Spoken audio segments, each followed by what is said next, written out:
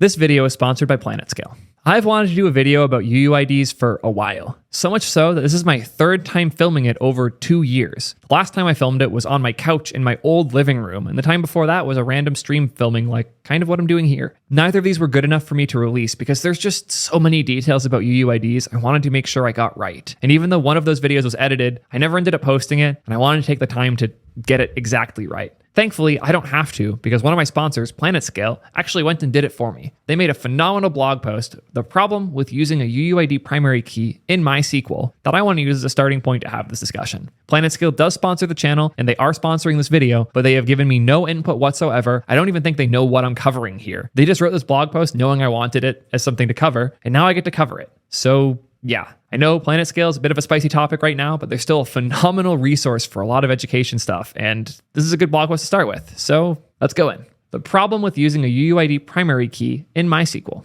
Understand the different versions of UUIDs and why using them as a primary key in MySQL can hurt DB performance. Interesting is going to be a performance thing. I'm even more curious now. I'll lay out my biases ahead of time. I think having the ability to order your IDs is particularly nice when you can. And there's a lot of cases where it's nice to know when something was created, and using the time as a way to make your unique values more uniques, not a bad thing. CUID v2 in particular is something that I'm a bit of a shill of, that I've been pushing pretty hard for a while now.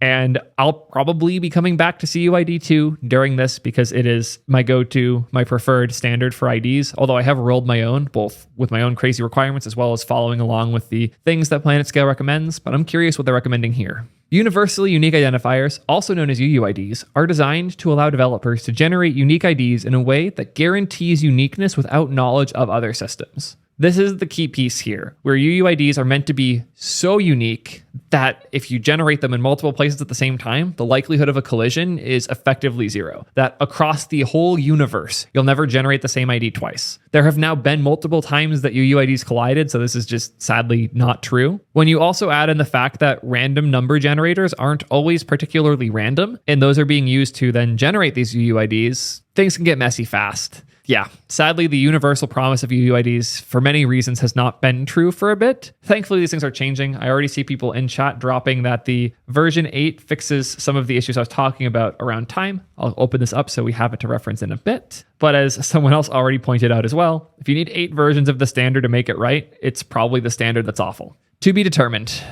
Let's keep reading. These are especially useful in distributed architecture, where you have a number of systems and databases responsible for creating records. Again, very handy when you have lots of things writing to your database at once. If they're all writing with the same ID generator, those can never collide. If 2 things are trying to write to the database at the same time with the same ID, you're fucked. You might think that using UUIDs as a primary key in a database is a great idea. When used incorrectly, they can drastically hurt DB performance. And here we go. Let's see how this can affect things. In this article, you'll learn about the downsides of UUIDs as primary keys in your MySQL database. I am almost positive this isn't just for MySQL. Either way, I promise this video will be valuable, even if you're not a MySQL dev and you're just using other SQL solutions, or maybe not even SQL at all. I want to talk about these IDs because they're very interesting, and contrasting the different solutions is something we can all learn from. The many versions of UUIDs. At the time of this writing, there are 5 official versions of UUIDs and 3 proposed versions. So that V8, by the way, that's not official yet. 6, 7, and 8 are all proposed still. Yes, there's 3 future versions proposed that we haven't accepted yet. V1 is known as a time-based UUID and can be broken down as follows. We have the time, low, time mid, time low, and version, clock sequence inversion, so this is where some of the random comes from, and then the general random node. While much of modern computing uses the Unix epoch time, which is January 1st, 1970, God, imagine how convenient it would be if you were actually born on January 1st, 1970. Like, every system would be very trivial. It would almost be like free to mathematically compute your birthday. Anyways, since that's the base, UUIDs actually use a different date, October 10th, 15. Why? Why would you use your own thing? I didn't even know this. What? Which is the date that the Gregorian calendar started to be more widely. What? Did anybody here know already what October 10th, 1568 was? The start of the calendar. Okay, somebody said it in chat. That's the start of the calendar. One person knew it. This feels like it's meant to be a pop quiz type thing, not a technical implementation detail. What the fuck? What the fuck? Is that that's Ice Spice's original birthday? Like, This feels like somebody putting in like well, actually, the calendar started in 1568, so that should be our starting point. You never know when somebody might need to generate an ID in the 1600s, even though we're inventing this in the 90s. Yeah. Anyways. I don't want to talk about Gregorian calendars. I want to talk about UUID, which we'll do here. The embedded timestamp within a UUID grows in 100 nanosecond increments from this date, which is then used to set the time low, time mid, and time high segments of the UUID. The third segment of the UUID contains the version as well as the time high, and it occupies the first character of that segment.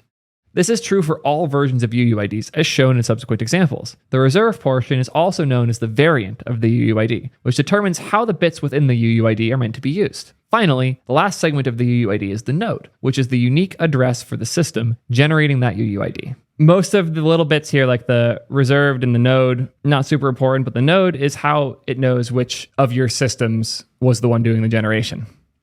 Let's talk about v2 next. Version 2 of the UUID implemented a change compared to version 1. Yeah, no shit. Obviously, version 2 is changing things from version 1. Duh.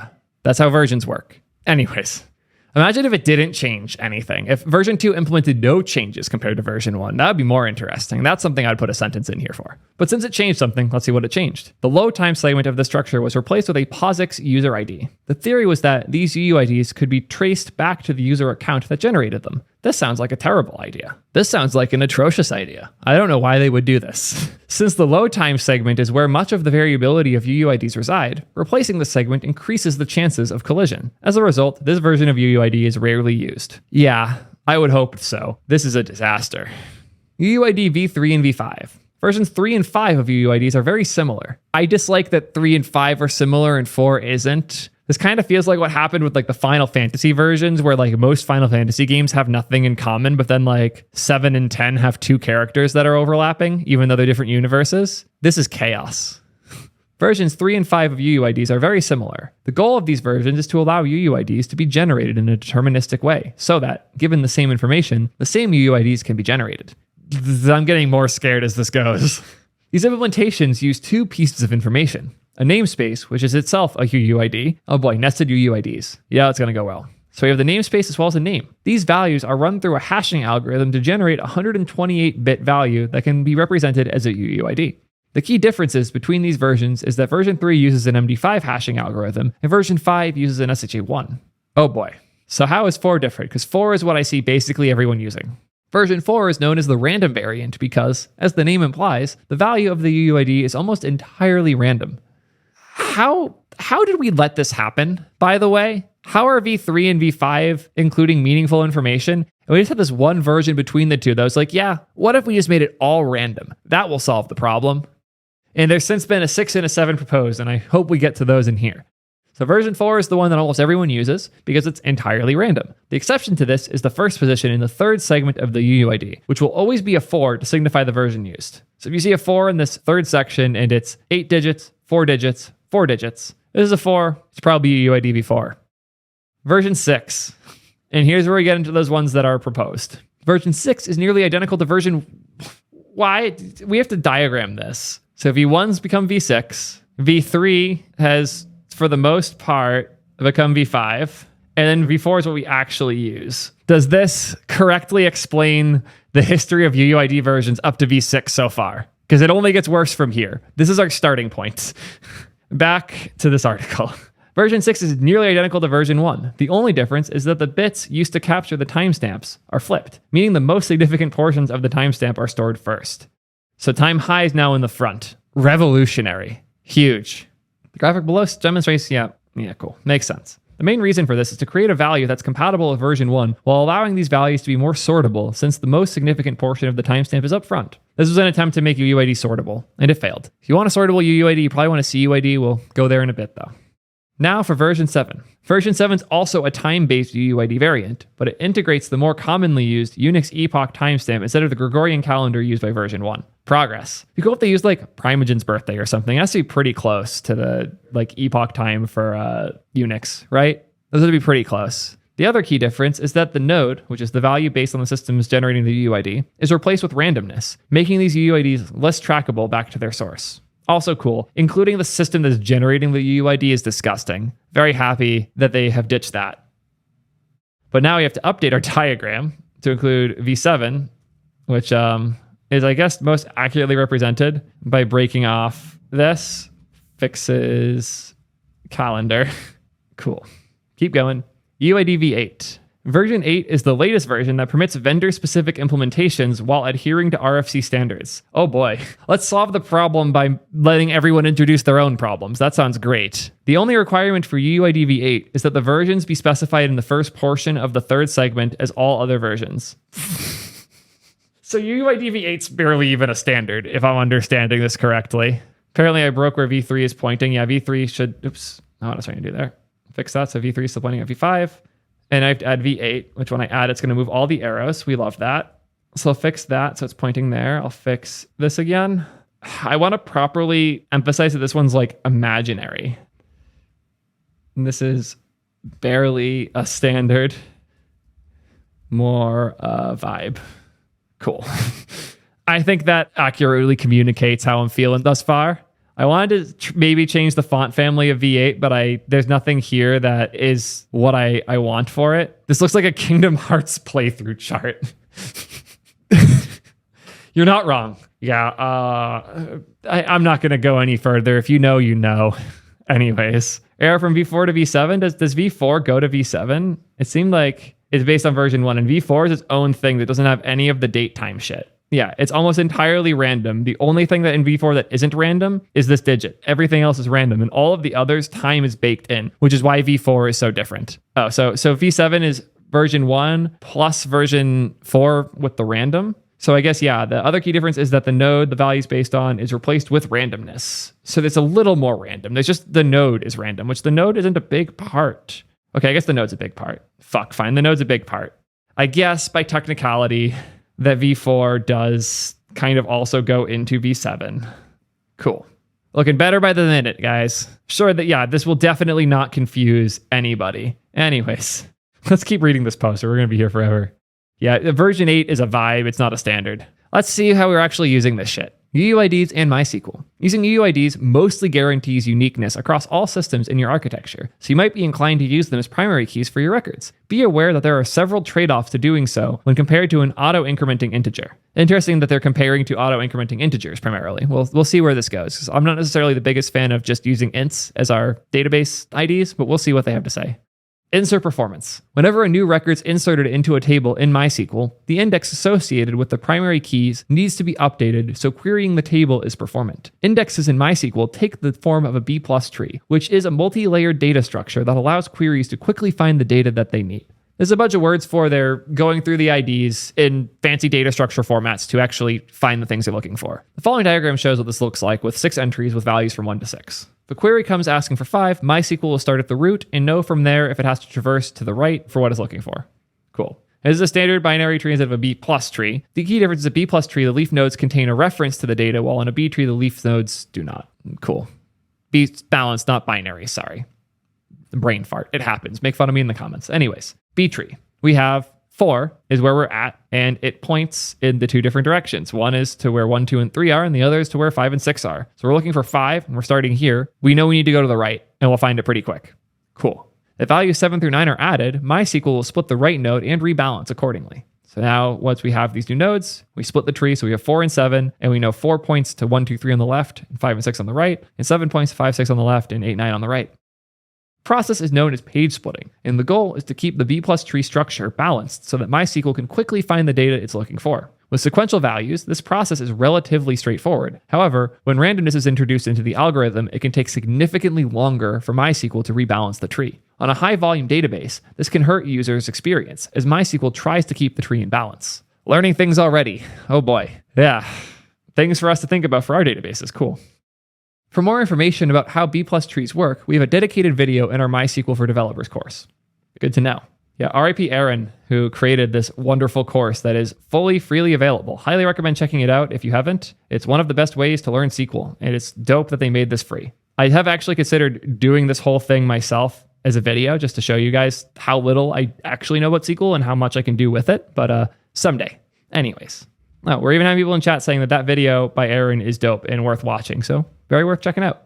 Higher storage utilization. This, I'll be honest, is something I care about a lot less overall, but I'm curious how important they think it is. All primary keys in MySQL are indexed. By default, an auto-incrementing integer will consume 32 bits of storage per value. Compare this with UUIDs. If stored in a compact binary format, a single UUID would consume 128 bits on disk. Already, that's 4 times the consumption of a 32-bit integer. If instead you chose to use a more human-readable string-based representation, each UUID could be stored as a char 36, consuming a whopping 688 bits per UUID. I can't remember the last time I broke a sweat over 688 bits. Anyways. This means that each record would store over 20 times more data than the 32-bit integer. It's a record. It has other things on it. Yes, it adds up, but if I have like a URL or a username or a name on these things, it can get big. This does get bad for indexing though, which is I'm sure what we're about to get to.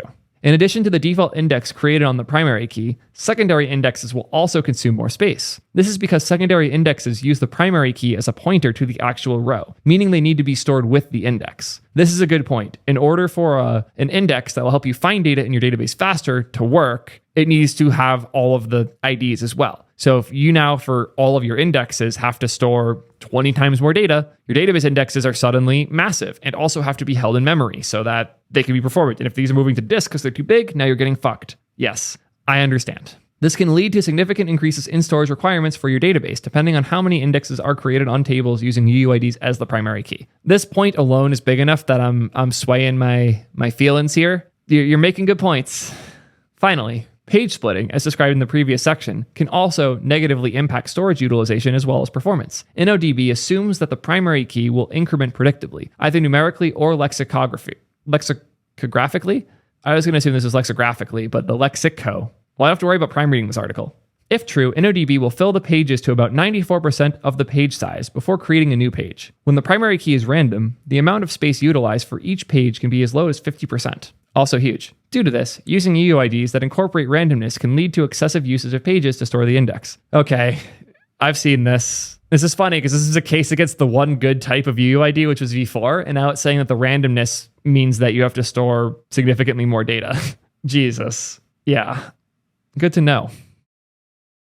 Best ways to use a UUID primary key with SQL. If you absolutely need to use UUIDs as the unique identifier for records in your table, there's a few best practices you can follow to minimize the negative side effects of doing so. First is you can use the binary data type. While UUIDs are often sometimes, I just thought I was having a stroke for a second. This is not a sentence. I feel, I don't think the author had a stroke. I think the author made a typo or deleted the wrong word and it made me feel like I was having a stroke, but yeah. While UUIDs are often represented as 36-character strings, they can also be represented in their native binary format as well. If converted to a binary value, you can store it in a binary 16 column, which reduces the storage requirement down to 16 bytes. This is still quite large compared to a 32-bit integer, but it's certainly better than storing the UUID as a char 36. Bits versus bytes, by the way, I'm not telling you what the difference is there. That's your problem.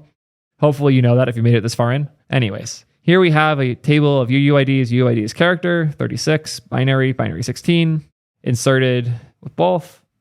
And we can see that as binary, it's able to represent it much smaller and take up less data. Good to know.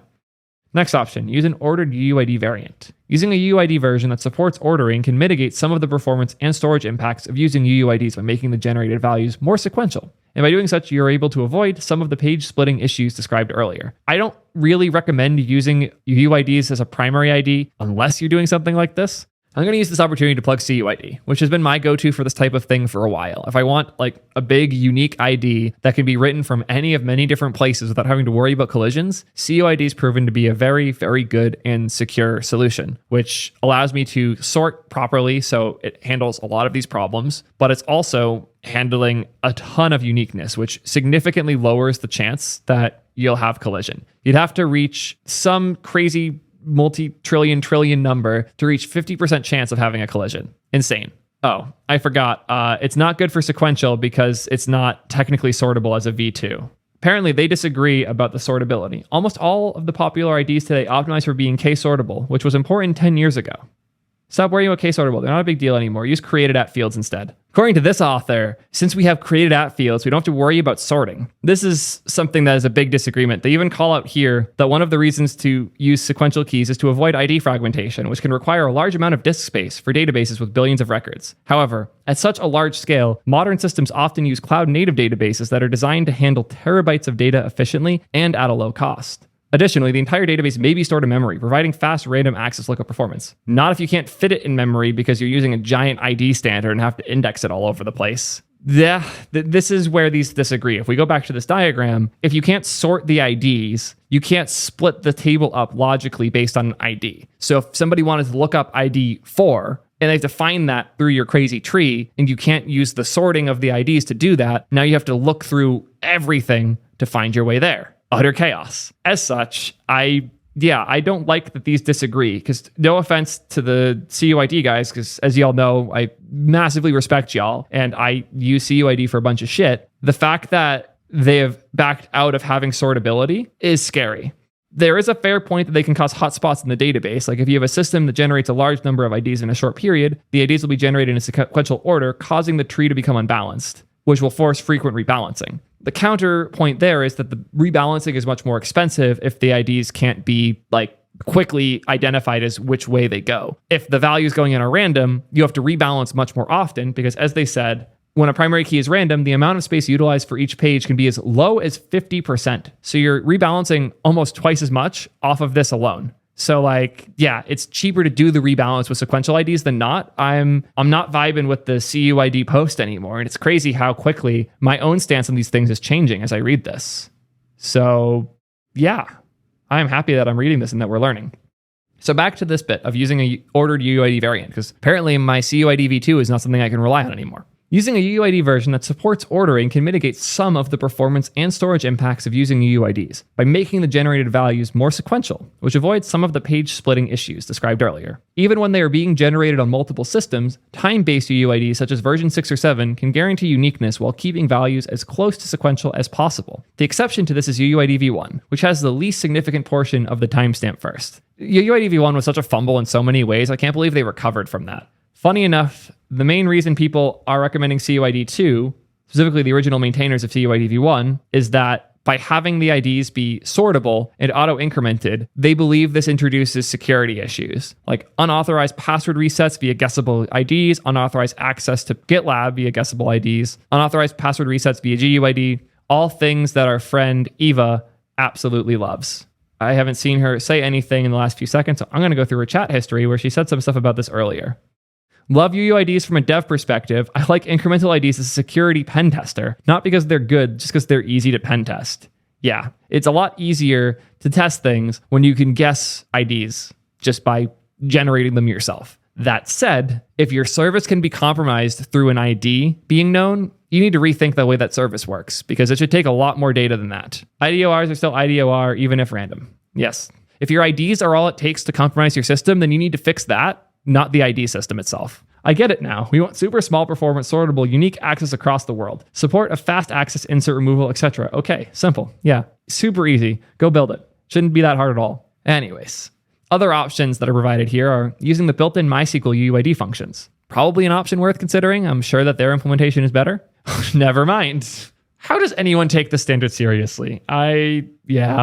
While it is not a great practice to use them by themselves, there's a helper function in MySQL called UUID to bin. Not only does this function convert the string value to binary, but you can use the option swap flag, which will reorder the timestamp portion to make the resulting binary more sequential. I'm going insane. And the other option, use an alternative ID type. UUIDs are not the only type of identifier that provides uniqueness with a distributed architecture. Consider that they were first created in 1987. There has been plenty of time for other professionals to propose different formats such as Snowflake IDs, ULIDs, and even Nano IDs, which is what they use at PlanetScale. I actually really like this post. I don't know if I've covered this before, but I use Nano IDs for a bunch of random stuff because of this post. They even have a little link in here, the Nano ID collision tool, that is super useful as you restrict things. Because something I did with ours is I didn't want to include lowercase letters because I didn't want users to have to, like, if they're typing in a page based on the ID, which was a real use case for what we were building, I didn't want them to have to worry about those characters. So I deleted all of that. So it's just letters and numbers. And I also think I got rid of 0 and O because they look like numbers. And I think I got rid of I too for the same reason, to make it a little easier to read this. But now that we have that, we can pick different lengths and see how long it takes for a 1% probability of a collision. And you can even change the speed at which you're generating over that time too. Super, super handy tool if you want to generate your own nano IDs and like know how realistic it is to hit a collision. I liked this a lot. So check out that post if you're curious about more there. So yeah, they recommend all of those options, all of which make sense. Did not know Snowflake IDs were just numbers and like really big ones. Interesting. Conclusion. Using a UUID primary key in MySQL can nearly guarantee uniqueness in a distributed system. However, it comes with several trade-offs. Luckily, with the many versions available as well as several alternatives, you have options that can better address some of these trade-offs. After reading this article, you should be in a better position to make an informed decision about the ID that you choose to use while architecting your next database. Yeah, this is pretty solid. Let me go post the UUID chaos on Twitter quick.